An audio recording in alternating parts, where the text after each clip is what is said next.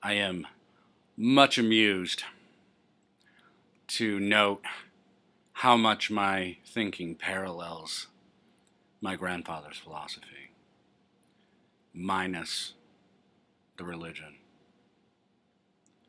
It's Holy Week, the day after Palm Sunday. We're headed toward Easter.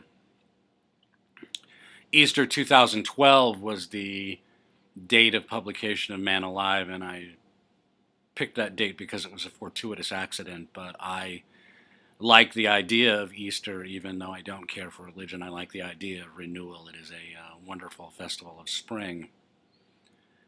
But so many of the things that I think about and talk about are very much parallel to my grandfather's point of view, except that his defense was tradition and religion, and mine, of course, is rational and philosophical. I am providing secular defenses for arguments that religious people already embrace in their more primordial form, and I would contend that religious people should grasp on to my arguments because they make it that much harder for allegedly sophisticated people to reject the truth of my propositions. A couple of weeks ago, I showed a photo from a crime scene in Las Vegas. A distraught young woman, having been dumped by her boyfriend, decided to run over strangers on the strip in Las Vegas. And the photo I showed was the first responders, the police, the ambulance people, the firemen, the detectives, all of the people who were investigating this crime, all of whom were male. Crime caused by a woman, responders 100% male. The argument of sexual equality took another great leap forward this week. The President of the United States appointed a five-star general or four-star general, a female general of the Air Force who has never flown a plane, can't fly airplanes. Kyle Smith has an article in the New York Post today reacting to another article in the Atlantic, what used to be called the Atlantic Monthly, now it's just the Atlantic. The Atlantic article was arguing that women should feel free to cry at work. Presumably it was not gender specific, but the only people who ever would cry at work are women. Women are homosexuals. No straight man would ever cry at work, and no straight man would ever need to be told why he shouldn't cry at work. Kyle Smith had to undertake the burdensome task of explaining to the readers of The Atlantic why it's a terrible idea to cry at work. But again, the only people who would cry at work are women. And the reason that they would cry at work, plausibly, is because they don't belong in the jobs that they're in much the same way that this lady five-star general of the Air Force who can't fly an airplane should not be involved in the business of military science. Why? Because she's the one most likely to cry at work. That's why. It is absurd to claim that while men and women are fundamentally functionally equal, they are identical. They are not identical. Women are terribly ill-suited for military science, for instance. They are terribly ill-suited for dealing with the aftermath of a murderous crime on Las Vegas Boulevard. They are terribly ill-suited for command and control positions in which you routinely have to frustrate, dress down, or even terminate people for malfeasance on the job. It requires a level of emotional detachment that most women don't have. And again, run to your outliers if you want to. Janet Napolitano would make an ideal linebacker, but you'll note that while Marines are being castigated to pretend that men and women are equal on the battlefield, no one is attempting to put Janet Napolitano on the football field. Men and women are different, and because they are different, they are not functionally identical. One cannot supplant the other. A woman will make a very poor battle commander, and in most cases will make a very poor chief executive officer of a major corporation. But the contrary proposition is that a man will be unbelievably ill-suited to the job of giving birth or suckling a child.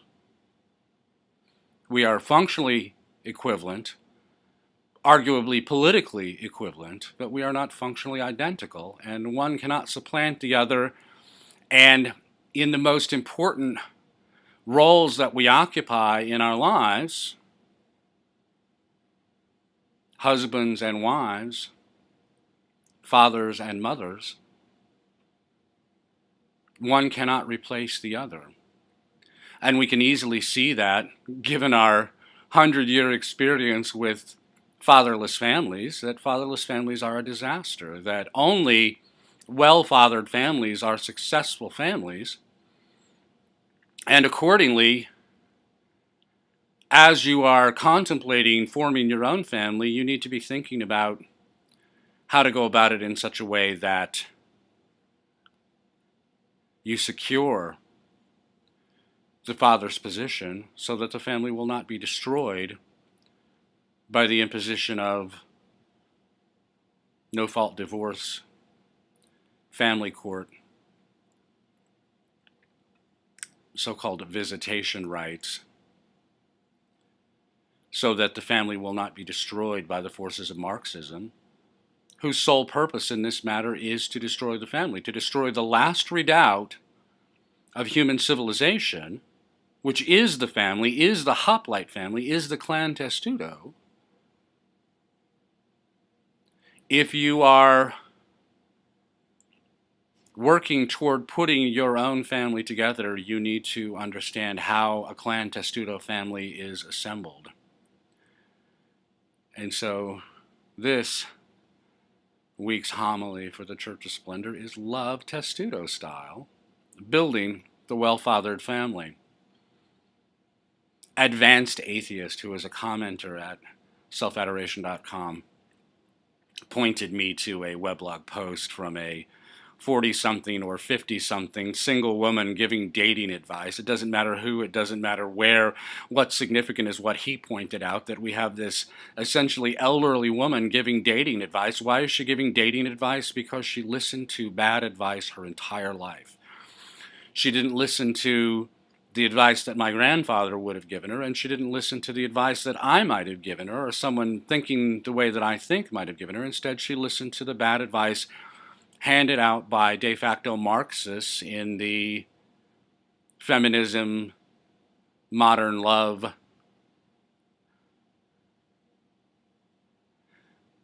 movements.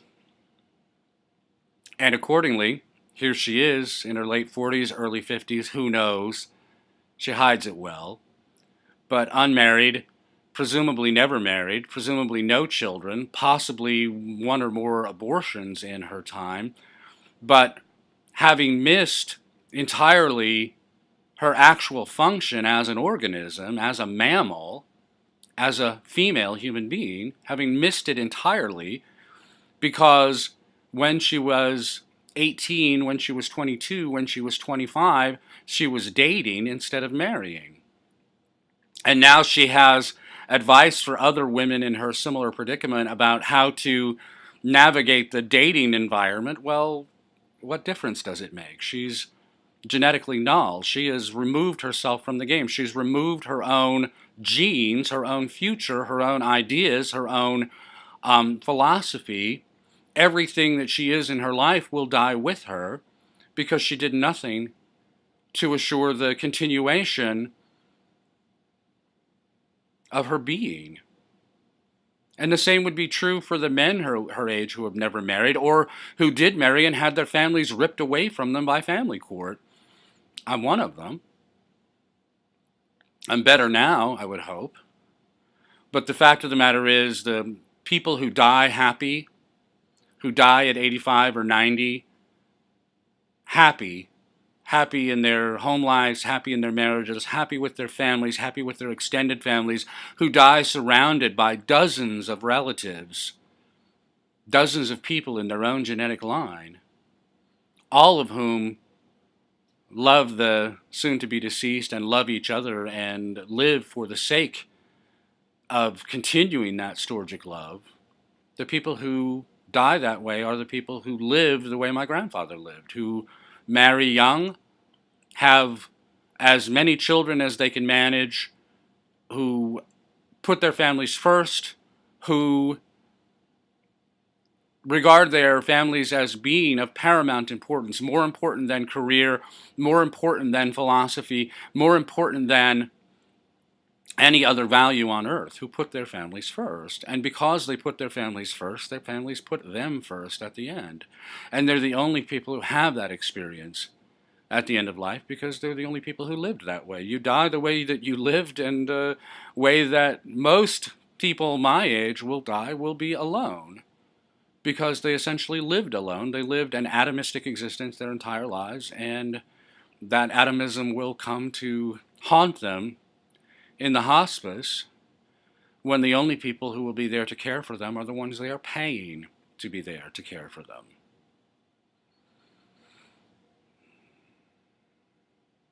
This is a fate to be avoided. So, yes, if you're not my age, if you're in your teens or early 20s, do be thinking about finding that ideal mate and settling down, which means not considering any alternatives to your mate, not shopping. You're married when you stop shopping, and most people are never married by that standard, regardless of the ceremonies they have, regardless of the gifts they collect, regardless of the anniversary parties they hold. Most people are never married because they never stop shopping. In a testudo marriage, both partners have stopped shopping. Both partners are mutually committed to each other and mutually committed to the family that they're building together. And you can tell that by the way they do things. That the family does things together, and even when the family is doing things together, they do everything together. I see this all the time, where mom and dad are out with the kids, and there's something to be done with the kids, and either mom or dad does it, but not both. I think this is a mistake. I mean, it's a simple enough thing. It's silly, you would think, in the immediate moment. What makes the big difference? Well, the big difference is that shared experiences create shared memories. And if you don't share in the experience, you're not a part of the memory. And if there's a photograph that shows mom with the kids or dad with the kids, but the other partner is not there, what will be remembered from that photograph will not be the shared time you spent together, but the excuse that the other party made not to be a part of it. And that's true. That's the reality, is the other party is making an excuse not to be involved in that storgic relationship, not to express storgic love, at least in that particular moment, and those moments will accumulate. When you're doing things as a family, do them as a family and stay together as a family. Be a family. Be the clan Testudo, which means the family first, everything else is second, and nothing in the outside world is permitted to intrude upon this family. I wrote a marriage contract. I first wrote it in 2014. I revised it in 2015, very slightly. But it is the ultimate perfect testudo marriage contract, if you ask me. It's a contract of total surrender. What it says, summarizing it, I'll put it up on the screen while I'm talking about it, but what it says in summary is that if one party to the marriage files for divorce, that party immediately surrenders everything, surrenders custody, surrenders possession of the family home, surrenders all claim on the shared assets of the marriage, surrenders everything. It's a contract of total surrender, as opposed to the current form of marriage contract that we have right now, which basically says mom gets everything and dad gets 20 or more years of anal rape administered by a lawyer in a priest costume. The purpose of this marriage contract is to establish the father's rights. It actually establishes equal rights for both parents, but the fact of the matter is it's women who file for divorce, and this takes away the incentive that mom might imagine that she has to file for divorce. It takes away that incentive. It takes away dad's incentive to imagine that he's going to spirit away with all the goodies too, but that's not the way the world works. What we want to do is make it plain to both parties and to the children that marriage and family are father-headed institutions. They are father-led institutions, that without dad, there is no relationship, there is no family. It's a broken machine that will fail ultimately, eventually anyway. And I don't take anything away from single moms. I know they have it hard. I know it's a hard way to go, but it's an impossible job for the simple reason that men will not yield to women. Women will yield to men, and men will not yield to women. This is biology. This is nature. This is not something that you get to escape by rebelling against it. And accordingly, what you should do is respond appropriately. React to nature as it actually exists, and that means putting dad in charge and making it a secure relationship for dad, to make it the undoubted fact that father-headed families are the only successful families, and to take away every incentive that mom might have to destroy that family in pursuit of some imaginary short-term gain.